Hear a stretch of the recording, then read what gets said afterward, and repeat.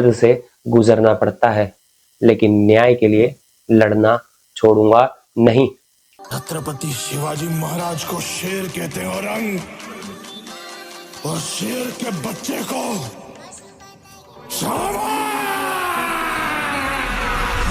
इंकलाब से क्या सब बर्बाद हो जाएगा? रातों को नींद नहीं आती, डर लगता, अकेले रहने का डर लगता। कोई तो साथ दे, कोई तो समझे मेरा दर्द। आरंभ है प्रचंड बोले मस्तकों के झुंड, आज जंग की घड़ी की तुम गुहार दो। हेलो दोस्तों, आज हम एक ऐसी कहानी सुनाएंगे जो दिल को छू लेगी। ये कहानी है एक ऐसे इंसान की जो जिंदगी भर न्याय के लिए लड़ा, लेकिन उसके ही सपनों ने उसको अंधेरे में ढकेल दिया। हम इसको नाम देंगे भगत, जैसे हमारे देश के वीर भगत सिंह। लेकिन ये कहानी है उस आत्मा की जो हर अन्याय के खिलाफ उठती है, हर जुल्म को चैलेंज करती है। ये कौष्टिकम की यात्रा है एक ऐसा व्यक्तित्व जो आइडियलिस्ट है, दूसरों के दर्द में अपना दर्द पाता है और राज्य की ताकत के सामने अकेला खड़ा हो जाता है। हर कदम पर संघर्ष है, हर जीत में धोखा छुपा है। चलते हैं इस यात्रा पर शुरुआत से। दोस्तों, सोचो एक छोटा सा लड़का गांव में पैदा हुआ 1900 के आसपास। नाम भगत। उसके पिताजी थे एक छोटे से कर्मचारी जो सरकारी दफ्तर में काम करते थे। लेकिन भगत बचपन से ही अलग था। वो देखता था गांव के गरीब बच्चों को, उनके पास न कपड़े थे न पढ़ाई का मौका। एक दिन वो खेलते हुए देखा कि एक मजदूर को थानेदार मार रहा है सिर्फ इसलिए कि उसने रात को देर से घर लौटने की हिम्मत की। भगत का दिल रो पड़ा। ये क्यों हो रहा है? ये राज्य तो हम सबका है, फिर ये जुल्म क्यों? उस उम्र में ही उसने फील किया एम्पैथी का वो गहरा एहसास, जहां दूसरे का दर्द उसके सीने में उतर आता है। वो छुपके से उस मजदूर के घर जाता, उसकी बेटी को अपनी पुरानी किताब देकर कहता, पढ़ लो बहन, एक दिन हम सब मिलकर बदलेंगे ये निजाम। ये था उसका पहला स्टेप, न्याय की भूख। कौष्टिकम जैसे व्यक्ति में ये होता है दोस्तों। वो आइडियलिस्ट पैदा होते हैं। उसका मन कहता है दुनिया को बेहतर बनाना मेरा फर्ज है। लेकिन ये भूख ही उनकी पहली लड़ाई शुरू करती है अपने परिवार से। पिताजी कहते, बेटा चुप रहो, सरकार के खिलाफ मत बोलो, नहीं तो हम सब बर्बाद हो जाएंगे। भगत अंदर से रो देता, लेकिन बाहर से मुस्कुराता।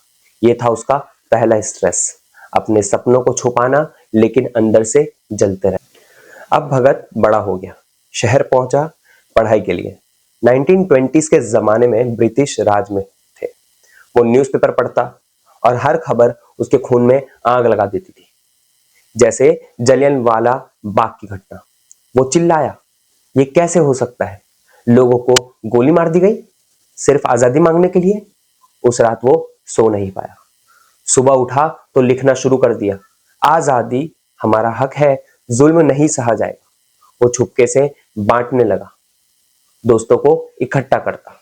ये था उसका पहला रिवॉल्यूशन, छोटा सा लेकिन दिल से। कौष्टिकम जैसे लोग ऐसे ही होते हैं। उनमें एनालिटिकल माइंड होता है। वो डीपली सोचते हैं कि ये सिस्टम गलत है, इसको बदलना होगा। वो मीटिंग्स करते, लोगों को बोलते, हम सब मिलकर लड़ेंगे सरकार के अगेंस्ट, सुपीरियर के अगेंस्ट। एक दिन एक बड़ा रैली ऑर्गेनाइज किया। 1000 लोग उस रैली में शामिल हुए, नारे लगाए गए। भगत स्टेज पर चढ़ा और बोला, ये राज्य हमें दबाएगा नहीं, हम अपनी आजादी लेके रहेंगे। लोग तालियां बजाए, लेकिन अंदर से भगत को डर लग रहा था। अगर ये सब बिक गए तो क्या होगा? अगर मेरा सपना टूट गया तो क्या होगा? रैली के बाद कुछ दोस्त पकड़े गए। एक ने तो भगत का नाम ले लिया कि वो ही लीडर है। भगत भाग गया, लेकिन ये पहला धोखा था। उसने फील किया इंडिग्नेशन, गुस्सा आया, मैं अकेला क्यों लड़ रहा हूं, सब मिलकर क्यों नहीं लड़ सकते। ये स्ट्रेस ने उसको और मजबूत बनाया, लेकिन अंदर से टूटने लगा, जैसे कौष्टिकम में होता है। वो प्रैक्टिकल आइडियलिस्ट बनते हैं, कुछ करते हैं, लेकिन फेलियर का डर साथ। भगत ने अंडरग्राउंड मूवमेंट ज्वाइन कर लिया। जैसे भगत सिंह ने HSRA बनाया, वो बॉम्ब बनाना सीखा, नहीं मारने के लिए नहीं, बल्कि धमकी देने के लिए। एक दिन लाहौर के असेंबली में प्लान किया बॉम्ब फेंकना, ताकि सरकार सुन ले। जुल्म रुकेगा तब जब हम आवाज उठाएंगे। साथ में जो दोस्त, एक लड़का एक लड़की जो उसकी जान थी, वो सब मिलकर तैयारी करते, रातों को छुप के मिलते हैं। लेकिन फिर से धोखा आया। एक दोस्त ने पैसे के लिए पुलिस को बता दिया, रेड हुई, सारे पकड़े गए। भगत भाग गया, लेकिन उसकी जान, वो लड़की पकड़ी गई। पुलिस ने उसको टॉर्चर किया और वो मर गई। भगत को खबर मिली, जेल से बाहर जाकर वो टूट गया। मैंने कहा था सब मिलकर लड़ेंगे, फिर ये क्यों हुआ? ये था उसका पहला ग्रीफ। कौष्टिकम जैसे व्यक्ति में ये होता है, जब सपना टूटता है वो डिल्यूजनिस्ट हो जाता है। दुनिया बदलने का सपना था, अब सिर्फ दर्द बचा। वो अकेला छुप गया जंगल में। रोज सोचता, क्यों मेरे साथ नहीं खड़े हुए लोग? मैंने तो उनके लिए लड़ रहा था। ये कड़वाहट उसके अंदर आ गई, लेकिन वो रुका नहीं, वापस आया, अकेले लड़ने लगा। एक बॉम्ब फेंकना असेंबली में, पैम्पलेट बांटना, इंकलाब जिंदाबाद। स्ट्रेस ने उसको ऑब्सेसिव बना दिया। गुजरे हुए दिनों को याद करता, अगर मैंने दोस्त पर भरोसा ना किया होता तो आज सब कुछ सही होता। ये संघर्ष था उसका। राज्य की ताकत के सामने अकेला खड़ा होना, धोखों से लड़ना, जैसे रियल भगत सिंह ने किया। लेकिन यहाँ इमोशनल डेप्थ है। अब भगत बचता है, लेकिन बदल गया। ब्रिटिश ने उसको सजा सुनाई, लेकिन आजादी की लड़ाई जारी है। वो जेल से बाहर आया, छुप कर रहने लगा। अब शादी कर ली एक लड़की से जो उसकी सोच से मेल करती थी। 2 बच्चे हुए, लेकिन उसका मन अब भी रिवॉल्यूशन में था। वो लिखने लगा बुक्स, आर्टिकल्स, सरकार के जुल्म के खिलाफ कि खत्म होने चाहिए ये सब। अमीर गरीब का फर्क मिटाना होगा। एक दिन उसने एक बड़ा आंदोलन किया, भूख हड़ताल, जैसे अन्ना हजारे ने करप्शन के अगेंस्ट किया था। लोग आए, मीडिया आई। भगत बोला ये सिस्टम बदलना होगा, वरना हम सब बर्बाद हो जाएंगे। लेकिन फिर से फेलियर मिला। सरकार ने दबाया, लोग थक गए, साथ छोड़ दिए। एक दोस्त ने कहा, भगत ये लड़ाई बेकार है, अपना घर बसा लो। ये सुन के उसका दिल टूट गया। मैं सबके लिए लड़ा। और फिर एक ट्रेजेडी हुई। उसकी बीवी बीमार हुई, मर गई। बच्चे अकेले रह गए। भगत रातों को रोता, क्यों मेरा घर टूट गया? मैंने तो दुनिया बदलने की कोशिश की, अपने लिए नहीं, दूसरों के लिए। मेरे साथ क्यों ऐसा हुआ? कौष्टिकम में होता है, लव वन के लॉस से उनका सालों तक परेशान करता है। वो सोचता रहता, बीवी की यादें आती, अगर मैंने घर पर ध्यान दिया होता तो आज सब कुछ बेहतर। वो मीटिंग्स में जाता, लेकिन अंदर से डर लगता, क्या कुछ बुरा होने वाला है मेरे बच्चों के साथ, मेरे परिवार के साथ? ये फॉरबोर्डिंग था, भविष्य का डर। वो ऑब्सेसिव हो गया, रोज चेक करना, दरवाजा बंद है या नहीं। दोस्त बिक तो नहीं गए। राज्य के अगेंस्ट लड़ाई अब भी जारी थी, लेकिन अब अकेला महसूस होता। सब मिलकर लड़ते, फिर भी हार गए। दोस्तों, अब भगत 70 साल का हो गया था। बच्चे बड़े हो गए, अपना घर बसा लिए, लेकिन उससे दूर। पिताजी, आप अब आराम करो, ये लड़ाई हम नहीं लड़ सकते। ये सुन के उसका दिल और टूट गया। मैंने उनके लिए ही सब कुछ छोड़ा, फिर ये दूरी क्यों? अब वो अकेला बैठता, गुजरे हुए दिन को याद करता। रिवॉल्यूशन के दिन, धोखे, लॉसेस, सब ऑब्सेसिव थॉट्स बन गए। एक दिन न्यूज़पेपर में खबर आई, वही जुल्म जारी। वो चिल्लाया, फिर से, क्यों नहीं बदला देश? लेकिन अब ताकत नहीं, घबराहट बढ़ गई। क्या ये मेरा अंत है?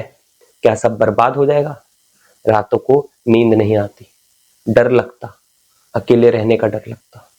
कोई तो साथ दे, कोई तो समझे मेरा दर्द। भगत ने एक दिन डिसाइड किया, मैं रुकूंगा नहीं। छोटे स्केल पर शुरू किया, गांव के बच्चों को पढ़ाना, उनमें न्याय की भूख जगाना। तुम लोग बदलोगे दुनिया, मैं सिर्फ तुम्हें राह दिखाऊंगा। ये था उसका कॉपिंग मैकेनिज्म। छोटे सपनों से शुरू करना, बड़े मिशन को छोड़कर। ग्रीफ से लड़ने के लिए वो लिखता रहता डायरी में, दर्द से गुजरना पड़ता है, लेकिन न्याय के लिए लड़ना छोड़ूंगा नहीं। दोस्तों से कहता, डर मत, हम सब मिलकर लड़ते हैं। बच्चों से मिलता, उनकी सक्सेस देखता, देखो मेरा सपना आज भी जिंदा है। और एक दिन बुढ़ापे में ही एक छोटी सी जीत मिली। गांव में स्कूल बना, जुल्म रुक गया। एक मजदूर के लिए लोग आए, बोला, भगत जी आप ही हमारे वीर हो। वो उस दिन खुशी से रोया, एक छोटी ही जीत से ही, बट बड़ी है।